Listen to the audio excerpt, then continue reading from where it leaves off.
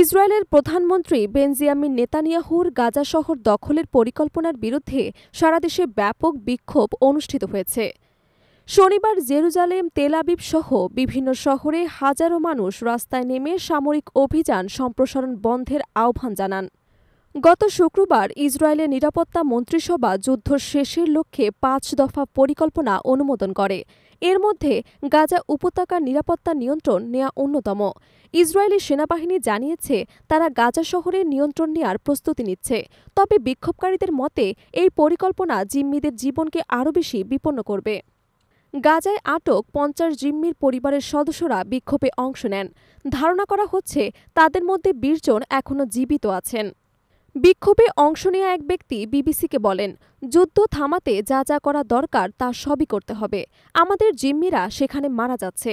সাবেক সেনা max craze জানান, যুদ্ধের শুরুতে তিনি ফ্রন্ট লাইনে ছিলেন, তবে এখন তিনি সেবা দিতে অস্বীকৃতি জানিয়েছেন। তার ভাষায়, নেতানিয়াহুর রাজনৈতিক যুদ্ধে অংশ নেব না, যা জিম্মি এবং নিরীহ মানুষদের ঝুঁকিতে ফেলছে।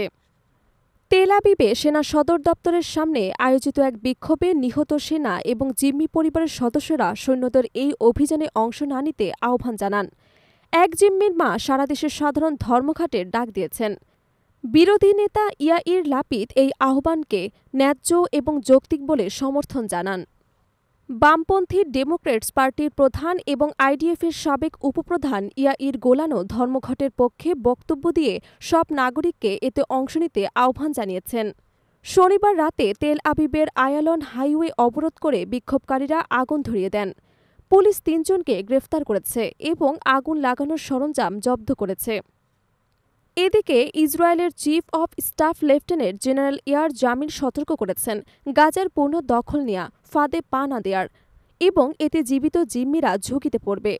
জরিপে দেখা গেছে অধিকাংশ নাগরিক হামাসের সঙ্গে চুক্তি করে জিম্মি মুক্তি এবং যুদ্ধের অবসান চান।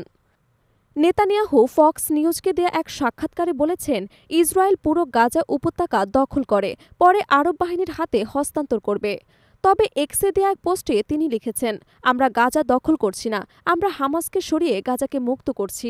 ৫ দফা পরিকল্পনায় রয়েছে হামাসকে নিরস্ত্র করা, সব জিম্মিকে ফিরিয়ে আনা, সামরিক অস্ত্র অপসারণ করা, নিরাপত্তা নিয়ন্ত্রণ নেয়া এবং হামাস বা ফিলিস্তিনি কর্তৃপক্ষ ছাড়া বিকল্প প্রশাসন গঠন।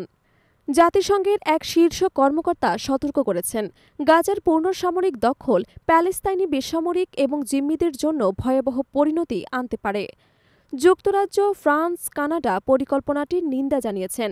জার্মানি ইসরায়েলে অস্ত্র রপ্তানি বন্ধের ঘোষণা দিয়েছেন। রবিবার জাতিসংঘ নিরাপত্তা পরিষদ এই বিষয়ে বৈঠক করবে। গাজায় মানবিক সাহায্যে প্রবেশের অনুমতি বাড়ানোর আহ্বান জানিয়েছে জাতিসংঘ।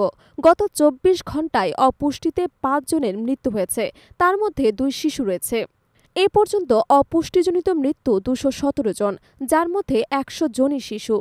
হামাস নিয়ন্ত্রিত স্বাস্থ্য মন্ত্রণালয়ের দাবি, অভিযানে এখন পর্যন্ত ৬১,৪৩০ জন নিহত হয়েছেন।